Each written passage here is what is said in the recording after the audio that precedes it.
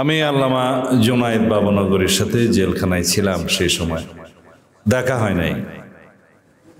ওনাকে যখন নিয়ে যাওয়া হয় কাশিমপুর কারাগারে, আমরা একটা ছেলে, ওনাকে আর একটা ছেলে রাখা হয়।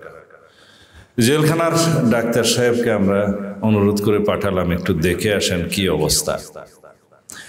তিনি এসে বললেন ওনার হাঁটু অসম্ভব আকারে ফুলে গিয়েছে, ইনফেকশন হচ্ছে, ওনাকে প্রচণ্ড নির্যাতন করা হয়েছে, তিনি মানসিকভাবে ভেঙে পড়েছেন এবং কাউকে দেখলে চিনতে পারছেন না। খাকি পোশাকে কাউকে দেখলেই উনি ভীত হয়ে যেতেন। কিন্তু তারপরেও তাকে জেলখানায় চিকিৎসা নিতে দেয়া হয়নি। ডাক্তার সাহেবকে বললাম এখানে থাকলে তো উনি হয়তো মৃত্যুবরণ করতে পারেন। তিনি বললেন সরকার মনে হয় তাই চাচ্ছে। ওখান থেকে এক পর্যায়ে বারডেম হসপিটালে নিয়ে আসা হলো ওনাকে, প্রিজন সেলে। তা আমারও সেই রকম একটা অবস্থায় আমাকে পিজি হাসপাতালে প্রিজন সেলে নিয়ে আসা হলো। কোনো রকম একটা কেবিন ম্যানেজ করলাম, রাস্তার এই পার আর ওই পার। একদিন দেখলাম অনেকগুলো গাড়ি ঘোড়া, জানলা দিয়ে দেখছি। সংবাদ নিলাম ওনাকে সরকার নিজের থেকে বেইল দিয়ে দিয়েছে, উনি বেইল পিটিশন দেয় নাই। বিষয় কি? ওনার অবস্থা ভালো না, জেলখানার ভিতরে কারা হেফাজতে অথবা পুলিশ হেফাজতে মৃত্যুবরণ করেছে, এই দায় সরকার নিতে চাচ্ছে না। তৎকালীন ফ্যাসিস্ট হাসিনার সামরিক সচিবকে প্রেরণ করা হলো।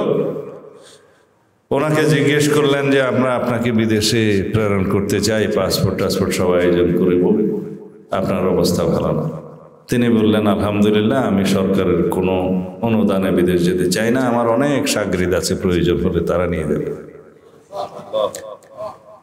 এটাকে বলা হয় ইমানি জোর। তো বলা হয়ে থাকে যে ईमान के खुदी को कर इतना बुलंद के हर तकदीर से पहले खुदा बंदे से पूछे बता तेरी राजा क्या है। এই ঈমান ওনার ছিল।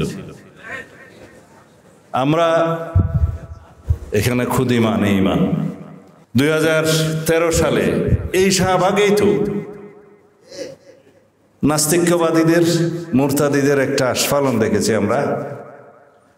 যে কোনো আন্দোলনকে আমরা স্বাগত জানাই, কিন্তু এই আন্দোলনকে না। এটা বিদেশের পরিচালিত একটা প্রযোজিত নাটক হয়েছে। পরিচালনায়, প্রযোজনায় সরকার বনাম একটি বিদেশি শক্তি। তারা এটাকে দ্বিতীয় মুক্তিযুদ্ধ নাম দিয়েছিল। সেই মুক্তিযোদ্ধাদের বয়ান তো আপনারা শুনেছেন। রাসূলুল্লাহ সাল্লাল্লাহু আলাইহি ওয়াসাল্লামের বিরুদ্ধে কিরকম শিকায়েত করে রচনা লিখেছে, পত্রিকায় প্রকাশ করেছে। তাদেরকে বীর মুক্তিযোদ্ধা দ্বিতীয় প্রজন্মের বলে সরকার আবার দেখতে গেছে। এই অবস্থা বাংলাদেশে আমরা দেখেছি। তার বিরুদ্ধে একমাত্র হেফাজতে ইসলাম বাংলাদেশে রুখে দাঁড়িয়েছে অত্যন্ত সাহসী। তখনও আমি জেলখানায় আরেকবার নিয়ে গেছে। ওখান থেকে দেখলাম শাপলা চত্বরের নৃশংস পৃথিবীর বুকে যে অন্য কোনো কিছুর সাথে তুলনা করা যায় না। আজকের যে 2024 সালের জুলাই আগস্টের গণছাত্র গণ অভ্যুত্থান, সেই রক্তের সিঁড়ি আপনারা নির্মাণ করেছেন। এই রক্তের সিঁড়ি বেয়ে 2024 হয়েছে। দীর্ঘ 16 বছরের আন্দোলন সংগ্রামে বাংলাদেশের সকল রাজনৈতিক দল, বিএনপি সহ যারা ফ্যাসিবাদ বিরোধী গণতান্ত্রিক আন্দোলন করেছে, শিকার হয়েছে, অসংখ্য হামলা মামলার শিকার হয়েছে, তাদের প্রত্যেকেই এই সিঁড়ি নির্মাণ করেছে ক্রমান্বয়ে। তার ফলশ্রুতিতে 2024-এর ছাত্রগণ অভ্যুত্থান হয়েছে, একদিনে হয় নাই। সকল শহীদের রুহের মাগফিরাত কামনা করি।